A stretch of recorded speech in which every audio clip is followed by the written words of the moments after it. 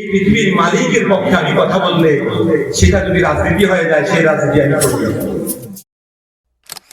ইয়া আইয়ুহাল্লাযীনা আমানু দুখুলু ফিস-সিলমি কাফা। এই পৃথিবীর মালিক কে? আল্লাহ। চিৎকার দিয়ে বলেন আল্লাহ। এই পৃথিবীর মালিকের পক্ষে আমি কথা বললে সেটা যদি রাজনীতি হয়ে যায় সেই রাজনীতি আমি করব। কি রাজনীতি আমার ফরজ? আমি তো পৃথিবীর আসমান জমিনের মালিকের পক্ষে কথা বলতেছি। আমি তো এক আল্লাহর বিধানের কথা বলতেছি। আসমান ও জমিনের মালিক হলেন আল্লাহ একজন। হুকুম চলবে তার আইনে, মানুষের আইন মানি না। চিৎকার দিবেন আল্লাহু আকবার। আসমানের মালিক কে? জমিনের মালিক কে? আমি তো আল্লাহর কথা বলি। এই আল্লাহর কথা যদি রাজনীতি হয় সেই রাজনীতি আমার জন্য ফরজ। আমি আর আপনি বলবো কিনা? বললে প্রশ্ন কয়টা? প্রথম প্রশ্ন রাজনীতি। মাররা বুকা তোমার রবকে, মানে তুমি কাকে কাকে রাষ্ট্রপ্রধান, কাকে রাষ্ট্রের মালিক বানায় আসছো বলো? তোমার মালিক কে? তোমার রাজনীতির প্রধান কে? তোমার ক্ষমতার প্রধান কে? তুমি তার কথা বলো। আমার দিনুকা, তোমার জীবন কিভাবে চালাইছো? তোমার বিধান কি? ইসলাম, সেটা রাজনীতি। এরপরে প্রশ্ন হলো মান হাযার রাজুল্লাযী বুইসালাহু ফীকুম, তোমার নেতা কে? তোমার নেতা কে? আমার নেতা, তোমার নেতা বিশ্বনবী মুস্তাফা লিল্লাহি তাকবীর। যারা নবীজিকে নেতা মানে নাই দুনিয়াতে, কখনো জবাব দিতে পারবে না। সেটা রাজনীতি। তিনটা প্রশ্ন রাজনীতি প্রশ্ন। মসজিদে ঢুকলেই হুজুর রাজনীতি কথা বলে। হুজুর তো রাজনীতি করে না, হুজুর তো আল্লাহর নীতি করে। আল্লাহর নীতিতেই তোমার কাছে যদি রাজনীতি হয় আমি সে রাজনীতি করব, করতে করতে বলে যাব। এরপরে যদি আমাকে টুকরা টুকরা করো, আমাকে জীবন শেষ করে দিতে পারবে। আমি উসমান হাদির মতো জীবন দিব। তারপরে কাফেরের কাছে, আধিপত্যবাদীর কাছে, ভারতের আধিপত্যবাদীর কাছে মাথা নত করব না। ঠিক কি হবে? উসমান হাদির মতো জীবন দিতে প্রস্তুত কারা? হাত তুলে আল্লাহকে ডাকেন। আল্লাহ তাআলা আমাদেরকে উসমান হাদি এই যুগের একজন, আমাদের জন্য তরুণ, আমাদের জন্য আমাদের পথ প্রদর্শক। তিনি পথ দেখিয়ে গিয়েছেন। আমরা কোন পথে চলতে হবে। 50 বছর জীবিত থেকে লাভ নাই। আল্লামা জালাল সাইদি বলেছেন বিড়ালের মতো হাজার বছর বেঁচে থেকে লাভ নাই, সিংহের মতো এক ঘন্টা বেঁচে থাকতে রাজি আছি। লিল্লাহি তাকবীর।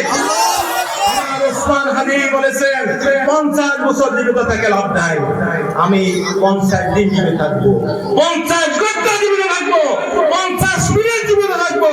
আমার এই জীবন হবে ঈমানের জীবন।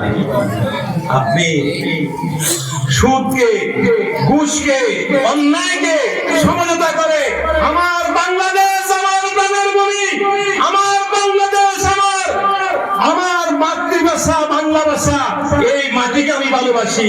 এই মাটির সাথে আমার জীবনের সম্পর্ক আছে। এই মাটি আলো বাতাসে আমার মা ফল ফুল খেয়ে পানি পান করে আমাকে গর্ভধারণ করেছেন। আমার বাবা এই মাটির ফল ফসল খেয়ে আমার বাবা আমাকে জন্মদান করেছেন। এই মাটিটা আমাকে করতে হবে। এই মাটির বিরুদ্ধে যারা থাকবে সেই যাই হোক তার বিরুদ্ধে আমাদের যুদ্ধ করতে হবে। উসমান হাদির মতো আল্লাহ আমাদেরকে কবুল করুন সকলে, আমিন। এটা যদি আপনি মনে করেন রাজনীতি, আমি বলবো এটাই রাজনীতি। এটা যদি মনে করেন আমার কোন উদ্দেশ্য আমি বলতেছি, আমি বলবো একটাই উদ্দেশ্য আমার মৃত্যুর পরে আমার জান্নাত আমি চাই। আমি জাহান্নামে যেতে চাই না। আল্লাহর জাহান্নামকে যদি ভয় করেন, আযাবকে যদি ভয় করেন, আল্লাহর পথে চলুন, মৃত্যু পর্যন্ত আপনার বিরুদ্ধে গুলি আসবে, আপনার বিরুদ্ধে বুলেট আসবে, আপনাকে হত্যা করতে পারবে না। যে গুলিটা, যে বুলেটটা আপনার জন্য নির্ধারিত, সেটাই বিদ্ধ হবে। ঠিক কিনা বলেন? এর আগে আপনাকে কেউ হত্যা করার চেষ্টা করলেও ব্যর্থ হবে। আপনার হায়াতের মালিক আল্লাহ, সে আল্লাহর কাছে আমার জীবনটাকে সমর্পিত করে দিলাম। রাজি আছি কারা কারা? আমার জীবনকে আমার আল্লাহর কাছে সমর্পিত করে দিলাম। রাজি আছি কারা কারা? লিল্লাহি তাকবীর।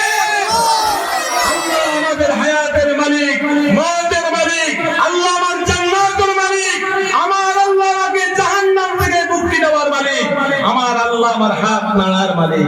আমার হাত নাড়তেছি, আল্লাহ যদি বলেন আর নাড়তে পারবি না, আমি পারবো না। ঠিক কিনা বলে? তো আল্লাহকে বিশ্বাস করে দুনিয়ার সমস্ত কিছুকে তুচ্ছ মনে করে। আমি কোন দলের পক্ষে কথা বলি না। আমাদের দল একটা, সেটার নাম হলো আলা ইন্না হিজবাল্লাহ। আমাদের দলের নাম হলো আল্লাহর দল। আমাদের দলের নাম কি বলে? আমাদের দলের নাম আল্লাহর দল। আপনি যদি ঈমানকে বিক্রি করেন, আপনি যদি ঈমানকে বিক্রি করেন, নামাজ পড়েন, রোজা রাখেন, ইমাম সাহেব হিসেবে ইক্তেদা করেন, কিন্তু ঈমানের ভিতরে আপনার ত্রুটি আছে, আপনি জাহান্নামী, আপনি মুনাফিক। এই বাংলাদেশে লক্ষ লক্ষ কোটি কোটি মুসলমান আছে যারা নামাজ পড়ে, রোজা রাখে, হজ করে, যাকাত দেয়, কিন্তু ইসলামকে এদেশে প্রতিষ্ঠিত হোক তারা চায় না। আল্লাহর কোরআন থেকে বলতেছি, যদি মিথ্যা বলি আমার জিহ্বাকে জাহান্নামের আগুন দ্বারা জ্বালাতে হবে। তারা মুসলমান নয়, তারা মুসলমান নয়। আল্লাহ তাআলা বলেন মুসলমান হলো তারা। ইয়া আইয়ুহাল্লাযীনা আমানু দুখুলু ফিস-সিলমি কাফা। এই ইমানদারেরা উদুখুলু, তোমরা প্রবেশ করো, ফিস-সিলমে, ইসলামের ভিতরে, মুসলমান ধর্মের ভিতরে, কাফান, পরিপূর্ণভাবে। কাফেররা বলল, মুহাম্মদ বছরে কয় মাস? কথা কয়, বছরে কয় মাস? 12 মাস। 6 মাস তোমার সাথে আমরা আছি, কাবা ঘরে থেকে ইবাদত করব, আল্লাহরে ডাকো, সিজদা দিব। ওই 6 মাসের মধ্যে রোজার মাসে রোজা থাকো, হজও করো, যাকাতও দিব, টুপিও লাগাবো, পাগড়িও লাগাবো, তাসবিহও করব। বাকি 6 মাস তুমি আমাদের কাছে আসবে, আমরা যা যা করি তুমিও তা তা করবে। কথা বুঝেন নাই? কথা বুঝেন নাই? মানে এই প্রস্তাব কাফেররা দিছিল, প্রস্তাবটা তো ভালো। আমাদের দেশের সুবিধাবাদী মুসলমানদের জন্য যেভাবে ইসলাম আমরা মানি, এভাবেই তো তারা দাওয়াত দিচ্ছে। তারা তো ইসলামকে অস্বীকার করে নাই। আমার নবী চুপ হয়ে ওহী আসলো, আল্লাহ তাআলা ওহী পাঠায়া বললেন, قل يا أيها الكافرون।